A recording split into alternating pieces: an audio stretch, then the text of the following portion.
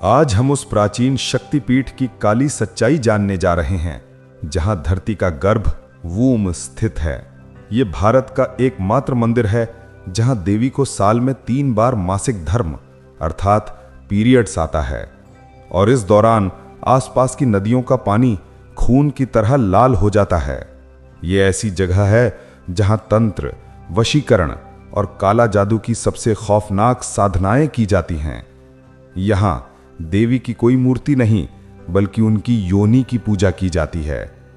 लेकिन सबसे बड़ा डर, क्या आज भी यहां गुप्त रूप से मानव बलि दी जाती है? कामाख्या देवी मंदिर के रहस्यों की शुरुआत होती है उस समय से जब सूरज ठीक से निकलता भी नहीं। हर दिन मंदिर के कपाट खुलने से ठीक पहले एक बड़े पशु की बलि दी जाती है।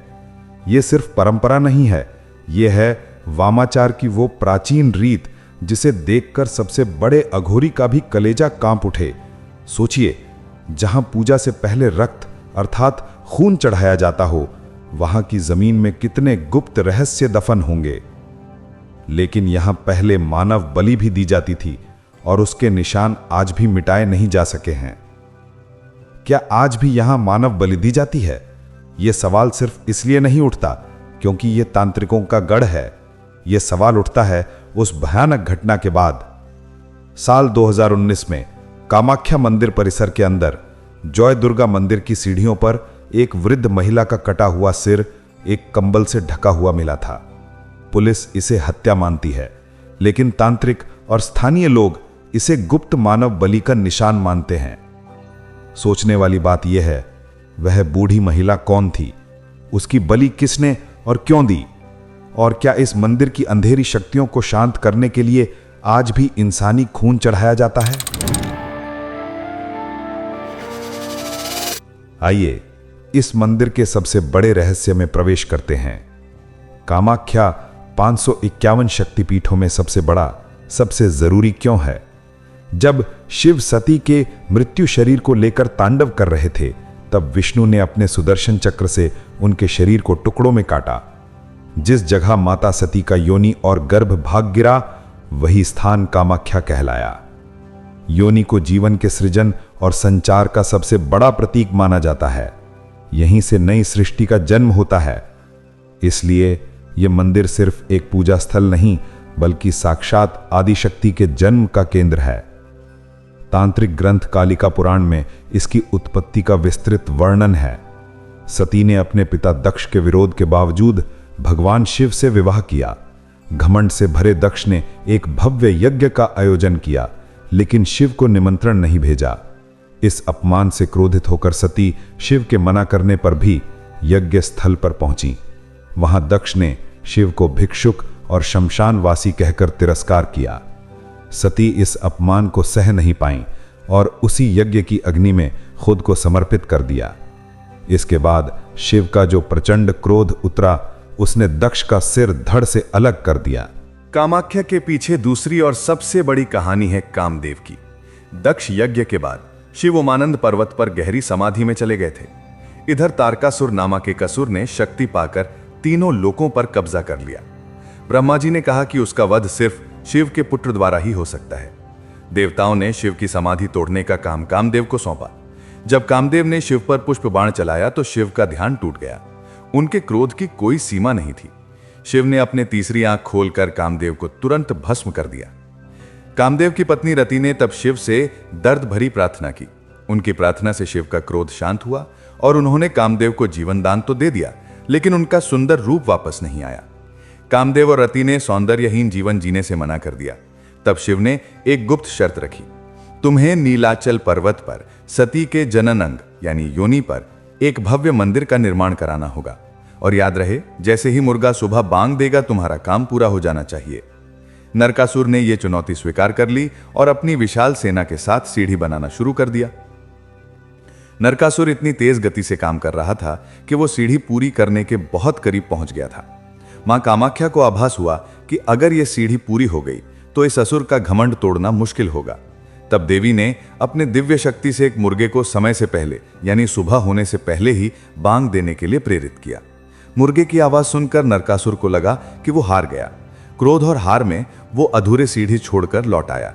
जब नरकासुर को सच्चाई पता चली कि माता ने उसके साथ छल किया है, तो उसके क्रोध की कोई सीमा नहीं रही। उसने मां कामाख्या की भक्ति का मार्ग बंद करने की ठान ली। आज भी कामाख्या जाने वाले भक्त उस अधूरी सीढ़ी को देख सकते हैं जिसे मकलौज पात कहा जाता है। और जहां उस मुर्गे ने वक्त से पहले बांग दी थी, नरकासुर ने उसी जगह मुर्गे को मार डाला था। उस जगह को आज कुकुरा काटा के नाम से जाना जाता है, जो उस असुर के क्रोध की कहानी सुनाता है। इसी समय महर्षि वशिष्ठ, जो सप्तऋषियों में सबसे शक्तिशाली थे, मां कामाख्या के दर्शन के लिए पहुंचे। लेकिन नरकासुर का घमंड इतना बढ़ चुका था कि उसने महर्षि वशिष्ठ को ही रोक दिया। नरकासुर ने कहा कि वो माता के सारे भक्ति मार्ग बंद कर देगा। महर्षि वशिष्ठ, जो शक्ति के सागर थे, नरकासुर के सामने खड़े होकर घोर क्रोध से भर उठे। महर्षि वशिष्ठ ने उस असुर को समझाया कि वो किसके सामने खड़ा है और किसका मार्ग रोक रहा है, लेकिन नरकासुर ने एक नहीं सुनी। तब महर्षि वशिष्ठ ने अपने क्रोध की आखिरी सीमा पर पहुंचकर नरकासुर को 2 भयानक श्राप दिए। तेरा वध भगवान विष्णु के अवतार श्री कृष्ण द्वारा किया जाएगा और मां कामाख्या हमेशा के लिए इस क्षेत्र को छोड़कर चली जाएंगी। जैसे ही यह श्राप पूरा हुआ, नरकासुर ने मंदिर में देखा तो मां कामाख्या का योनि पीठ वहां से गायब हो चुका था। श्राप के प्रभाव से नरकासुर का अंत निश्चित हो गया। कुछ समय बाद भगवान श्री कृष्ण द्वारा, जो विष्णु के अवतार थे, नरकासुर का वध किया गया। इसके बाद असम के लोगों में डर और विचार उठा कि मां कामाख्या की शक्ति कैसे वापस लाई जाए। तब उन्होंने महर्षि वशिष्ठ को फिर से बुलाया। महर्षि वशिष्ठ वापस आए और उन्होंने कहा कि अब मां की कृपा प्राप्त करने के लिए यहां केवल वामाचार पद्धति अपनाई जाएगी। इसीलिए आज भी कामाख्या मंदिर में वामाचार या लेफ्ट हैंड पाथ पद्धति और बलि प्रथा का प्रचलन है। वामाचार, जो तांत्रिकों की सबसे खतरनाक शक्ति मानी जाती है, उसकी नींव यहीं से शुरू हुई। हर दिन मंदिर के कपाट खुलने से पहले पशु की बलि दी जाती है। यह उसी श्राप और उसके समाधान का निशान है। आपने अभी तक जो जाना वो पौराणिक कथाएं हैं, लेकिन इतिहास कुछ और ही बताता है।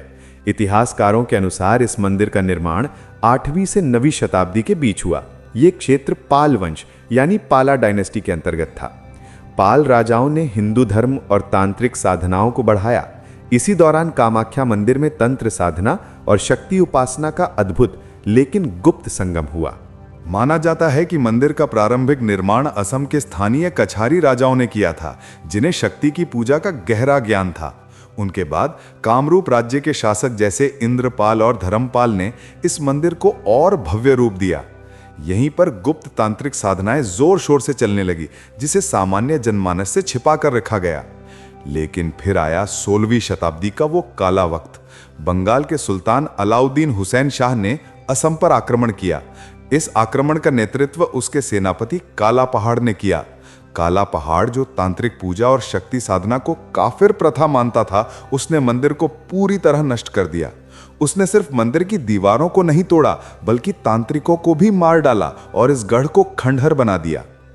अगली लगभग 50 से 100 वर्षों तक कामाख्या मंदिर वीरान पड़ा रहा। जहां कभी मंत्रों की गूंज थी, वहां अब सिर्फ टूटी दीवारें और मौत का सन्नाटा था। यह उस शक्तिपीठ का समय था जब मुगलों के डर से तांत्रिक और भक्त इस क्षेत्र से दूर भाग चुके थे। लेकिन शक्ति का निवास हमेशा वापस आता है। 17वीं शताब्दी में अहोम वंश ने असम में शासन किया और मुगलों को हराकर यह क्षेत्र वापस लिया। अहोम राजाओं ने शक्ति पूजा को पुनर्जीवित किया।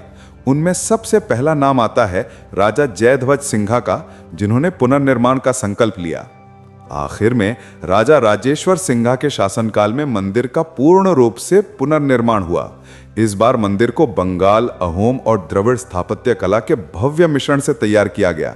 यह मंदिर आज भी इन सभी कालों की खौफनाक और शानदार कहानियों को अपने अंदर समेटे हुए है। हर साल जून के महीने में कामाख्या मंदिर में अंबुबाची मेला का आयोजन होता है। यह वो समय है जब दुनिया भर के तांत्रिक, अघोरी और साधक यहां भाग लेते हैं। क्योंकि माना जाता है कि इस दौरान मां कामाख्या साल में एक बार मासिक धर्म में जाती हैं। इस 3 दिन के दौरान ब्रह्मपुत्र नदी का पानी अचानक खून की तरह लाल हो जाता है। यह एक ऐसा दृश्य है जिसे देखकर हर कोई चौंक जाता है। पौराणिक कथाओं के अनुसार यह मां कामाख्या की सृजन शक्ति का प्रतीक है। ये बताता है कि मां रजस्वला हैं। इस दौरान मंदिर के कपाट 3 दिन के लिए बंद कर दिए जाते हैं और कोई पूजा नहीं होती। वैज्ञानिकों का मानना है कि ब्रह्मपुत्र नदी के आसपास की चट्टानों में लौह तत्व यानी आयरन ऑक्साइड की मात्रा ज्यादा है और मॉनसून की वजह से पानी लाल हो जाता है। लेकिन यहाँ सबसे बड़ा रहस्य है, असम में मॉनसून तो अंबुबाची मेले से पहले ही शुरू हो जाता है, तो पानी लाल केवल इन 3 दिनों में ही क्यों होता है? ये कोई इत्तेफाक नहीं है, ये मां कामाख्या की अखंड शक्ति का सबूत है। 3 दिन के लिए मंदिर बंद होने से पहले मंदिर के गर्भगृह में एक सफेद कपड़ा बिछा दिया जाता है।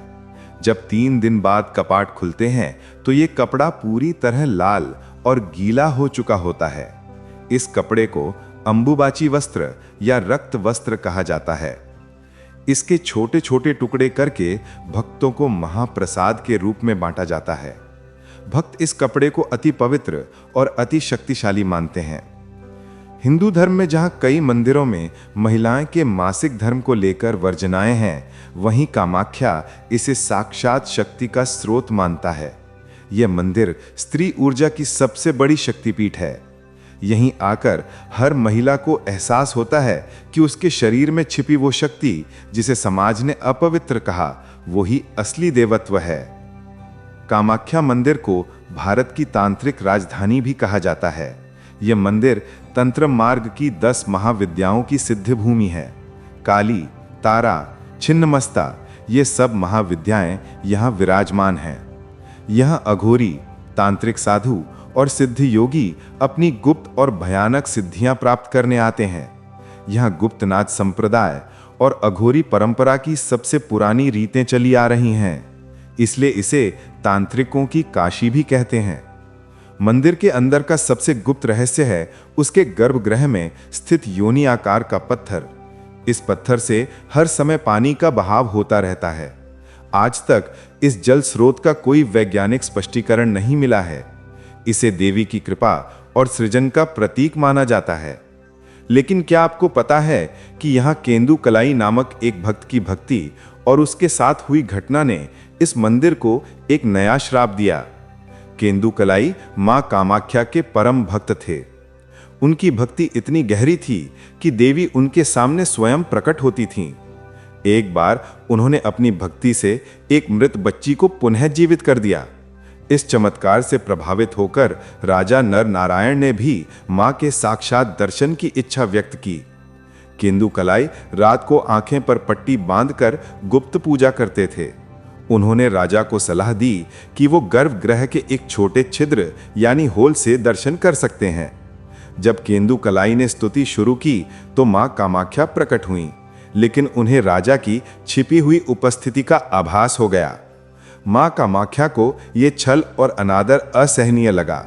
क्रोधित होकर उन्होंने राजा नर नारायण को श्राप दे दिया कि तुम्हारे वंश का कोई भी सदस्य अगर इस क्षेत्र में प्रवेश करेगा तो उसकी मृत्यु हो जाएगी। यह श्राप इतना प्रभावशाली था कि आज भी उनके वंशज कामाख्या क्षेत्र से गुजरते समय अपनी आंखें ढक लेते हैं। और इसके बाद केंदु कलाई का क्या हुआ? कुछ कथाओं के अनुसार देवी ने क्रोधित होकर केंदु कलाई का सिर धड़ से अलग कर दिया। ये घटना मां कामाख्या की अपार शक्ति और उनके क्रोध को दर्शाती है। कामाख्या की यही सच्चाई इसे दुनिया भर में इतना खौफनाक और खास बनाती है। महाहुक, अब आपकी बारी। दोस्तों, क्या आपको लगा था कि यह सिर्फ एक साधारण मंदिर है? अगर आप इस खूनी और डरावनी डॉक्यूमेंट्री को यहां तक देख चुके हैं तो इसका मतलब है कि आप भी इस रहस्य से गहरे जुड़े हैं।